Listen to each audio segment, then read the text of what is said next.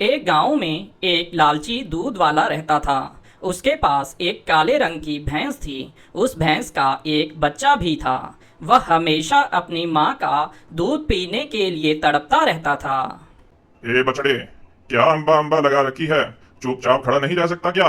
सुबह सुबह चिल्लाने लगता है। अगर तुझे इसका दूध पीने दूंगा तो मैं क्या निकालूंगा? चुपचाप ये घास खा ले, वरना वो भी नहीं मिलेगी। वैसे भी ये भैंस ज्यादा दूध नहीं देती। मुझे रोज इसे इंजेक्शन लगाना पड़ता है, तब जाकर ये थोड़ा बहुत दूध देती है। फिर वह लालची दूध वाला उस भैंस को इंजेक्शन लगाता है और उसका दूध निकालने लगता है। मेरा काम तो हो गया। अब इसे गांव में छोड़ देता हूँ। अपने आप घास फूस ढूंढ कर खा लेगी। चल चल, हुर्र, हुर्र, हुर्र, हुर्र। फिर वह भैंस भटकती भटकती एक खेत में घुस जाती है। तभी उस खेत का मालिक उसे देख लेता है। भैंस, चल निकल यहाँ से। रोज रोज मेरा ही खेत मिलता है क्या तुझे? तेरा मालिक महा कंजूस है, जो तेरा दूध निकाल कर तुझे यूं आवारा छोड़ देता है। अरे रोज रोज तुझे भगा भगा कर मैं तो परेशान हो गया हूँ। फिर वह बेचारी भैंस डर के मारे वहां से भाग जाती है और भागते भागते जंगल की तरफ चली जाती है। तभी बहुत जोर से बारिश होने लगती है। वह बारिश से बचने के लिए एक पेड़ के नीचे जाकर खड़ी हो जाती है। फिर थोड़ी देर में अंधेरा भी हो जाता है। वह भैंस बहुत घबरा जाती है और जोर जोर से आवाजें निकालने लगती है। तभी उसकी आवाज सुनकर एक चुड़ैल की नींद खुल जाती है। अरे, ये भैंस जंगल में क्या कर रही है? ये जरूर किसी मनुष्य की भैंस होगी। क्यों ना मैं इसके शरीर पर अपना कब्जा कर लूं। इसकी मदद से मैं इस जंगल से निकल सकती हूँ। फिर वह चुड़ैल सीधा उस भैंस के अंदर घुस जाती है। अजी, इतनी रात हो गई है, हमारी भैंस अभी तक वापस लौट कर क्यों नहीं आई? किसी ने हमारी भैंस को चुरा तो नहीं लिया ना?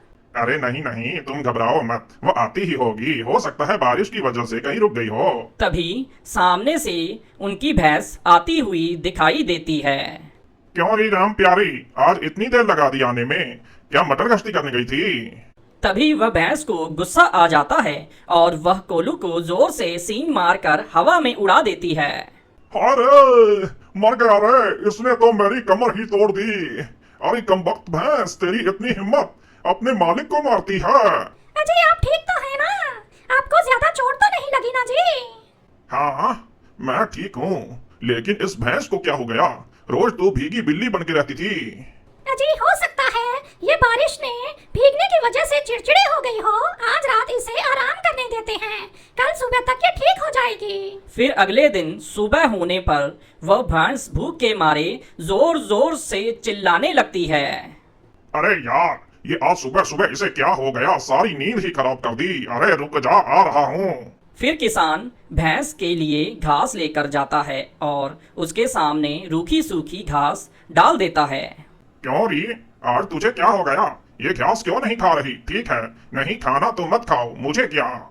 फिर हर रोज की तरह वह उसे इंजेक्शन लगाता है।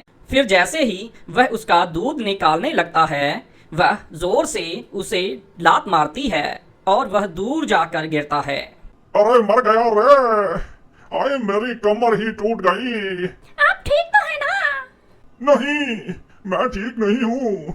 इस कमबख्त भैंस ने मुझे सींग मारकर हवा में उड़ा दिया था, और ये कमबख्त भैंस मुझे मारकर यहाँ से भाग गई।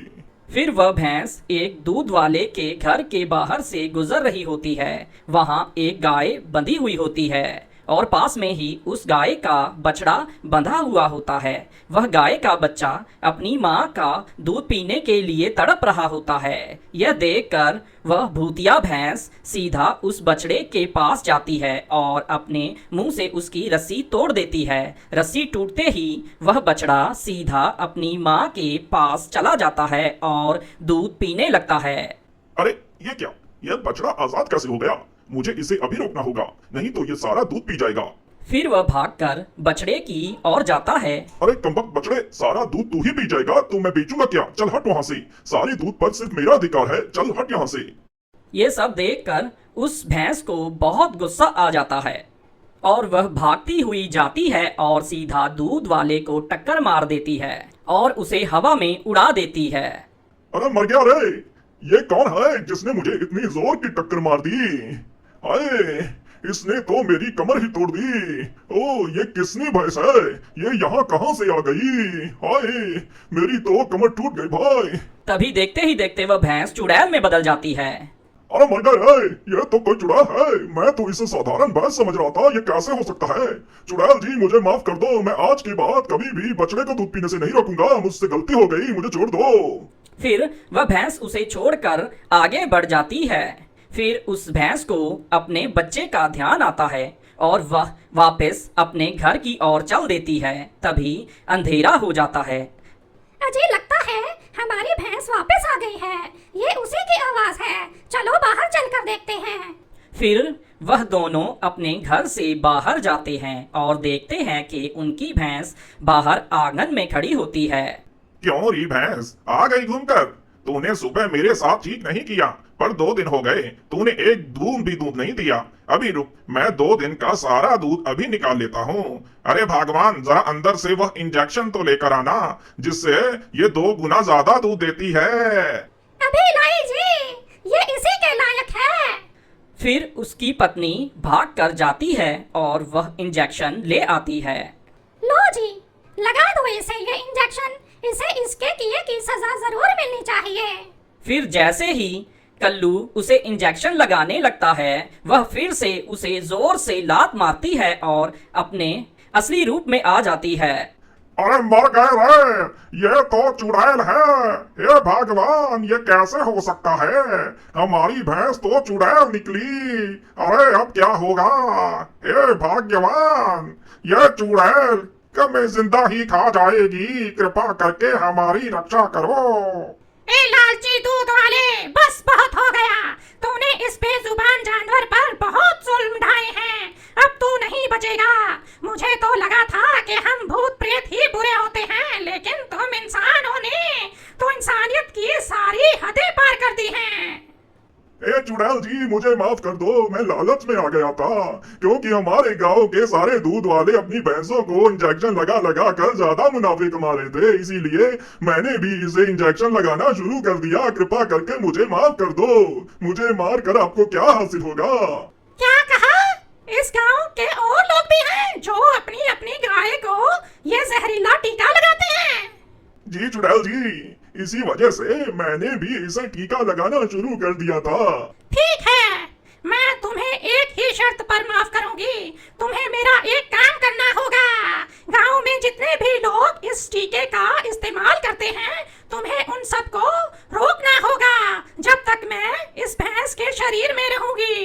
फिर जब मुझे पूरा विश्वास हो जाएगा कि अब कोई भी दूध वाला इस टीके का इस्तेमाल नहीं करता, तो मैं खुद ब खुद इसका शरीर छोड़कर यहाँ से चली जाऊंगी। जैसी आपकी आज्ञा चुड़ैल जी। मैं आज ही पूरे गांव में घूम घूम कर ये पता लगाऊंगा और उन सब की शिकायत दारोगा साहब से करके उन्हें सजा दिलवाऊंगा।